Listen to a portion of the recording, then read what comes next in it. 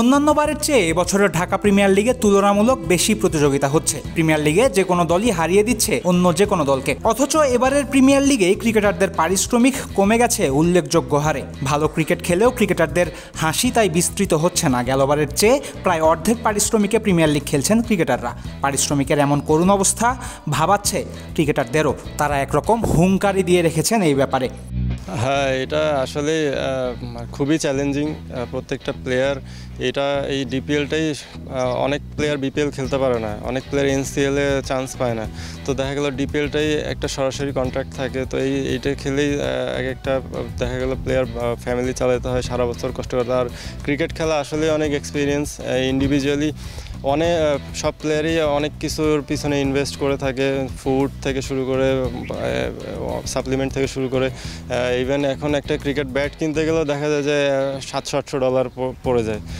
Professional ক্রিকেটের সবচেয়ে বড় আসর ঢাকা প্রিমিয়ার লিগ। প্রায় 250 থেকে 300 ক্রিকেটার খেলেন এই লিগে। পেশাদার ক্রিকেটারদের বছরের সবচেয়ে বড় উপার্জনটা হয় এই ডিপিএল থেকেই। এই পয়সা থেকে ক্রিকেটাররা নিজেদের পরিবার চালান, খেলার খরচ চালান। তা রবিউলই বলেছেন।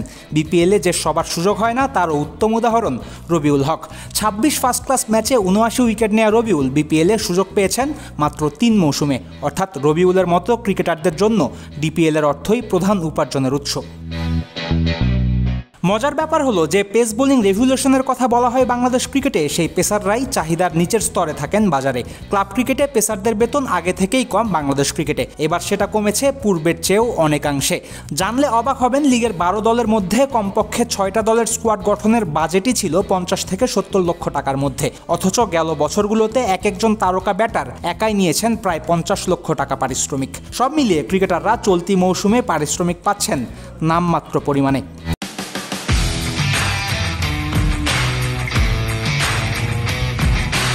এবার চলুন ক্রিকেটারদের প্রাপ্ত অর্থ কোথায় কোথায় খরচ হয় সেই হিসাবে। রবিউলের ভাষ্যমতে একটা ব্যাট কিনতে $700 থেকে $800 খরচ হয়, অর্থাৎ প্রায় 1 লক্ষ টাকা। বছরে 2টা ব্যাটও যদি প্রয়োজন হয় কোনো ক্রিকেটারের, তবে সে খাতে যাবে 2 লক্ষ টাকা। বোলারদের জুতার দামও কিন্তু বেশ। একটা মোটামুটি ভালো মানের জুতার দাম বাংলাদেশি টাকায় 25 থেকে 30 হাজার।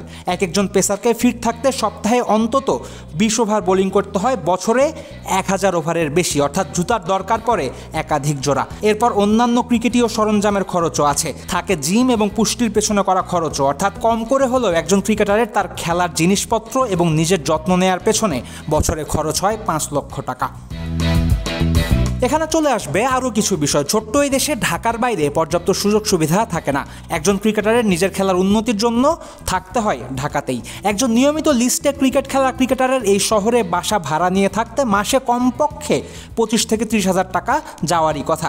সেই হিসাবে বছরে খরচ আসে 3 থেকে 3.5 লক্ষ টাকা। এই শহরে খাওয়ার খরচ, চলাফেরার খরচ, সামাজিকতা বজায় রাখার খরচ বাদ দিয়েই একজন ক্রিকেটারের গ্রামে নিজের পরিবারের খরচও চালাতে হয়। এখন তবে প্রশ্ন হলো, একজন ক্রিকেটার এক মৌসুম ডিপিএল খেলে যদি পান মাত্র 10 থেকে 15 লক্ষ টাকা, তবে তিনি নিজের পেছনে খরচ করবেন কি, পরিবার চালাবেন কি, টিকে থাকবেন কি, আর ভবিষ্যতের সঞ্চয় বা করবেন কি পরিমাণে টাকা? ক্রিকেটাররা আরও একটা খাত থেকে অবশ্য অর্থ পান, সেটা ম্যাচ ফি। বিসিবি আয়োজিত জাতীয় ক্রিকেট লিগে 4 দিনের ম্যাচের জন্য 60,000 টাকা ম্যাচ ফি দেওয়া হয় ক্রিকেটারদের। মৌসুমে 60টা ম্যাচে সর্বোচ্চ 4,20,000 টাকা পান একজন ক্রিকেটার। কিন্তু মনে রাখতে হবে, এই লিগে খেলার সুযোগ পান মাত্র 100 জন ক্রিকেটার। মৌসুমে 60টা ম্যাচের মধ্যে ঠিক কত ম্যাচে আপনি সুযোগ পাবেন তারও কোনো গ্যারান্টি নাই। সুতরাং এটা বলার উপায় নাই যে ম্যাচ ফি থেকেও অনেক টাকা উপার্জন করে ক্রিকেটাররা। ক্রিকেটারদের পর্যাপ্ত পারিশ্রমিক না পাওয়ার সমস্যাটা এবছরই প্রকট হয়ে দেখা দিয়েছে। ক্রিকেটাররা এবছর তাই অধৈর্য হচ্ছেন না, বরং নিজেরাও বাড়িয়ে দিয়েছেন সাহায্যের হাত।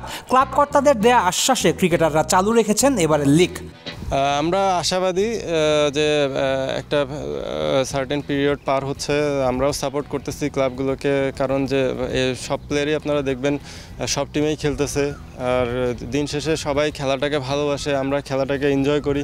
ঠিক আছে, পেমেন্টটা সবচেয়ে বড় ইস্যু হওয়ার পরে আমরা খেলাটার পিছনে যেরকম এফোর্ট দিচ্ছি, এটা শো করে যে আসলে আমরা ক্রিকেটটাকে কতটা মনে প্রাণে ধারণ করি।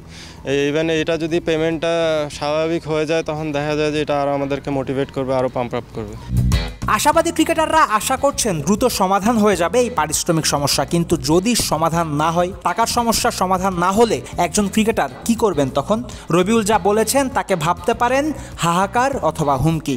তো সেক্ষেত্রে যদি এই পেমেন্ট ইস্যুটা এইভাবেই কন্টিনিউ থাকে তো দেখা যাচ্ছে যে প্লেয়াররা এই প্রফেশনাল ক্রিকেটের বাইরে অন্য ধরনের ক্রিকেট খেলতে বাধ্য হবে।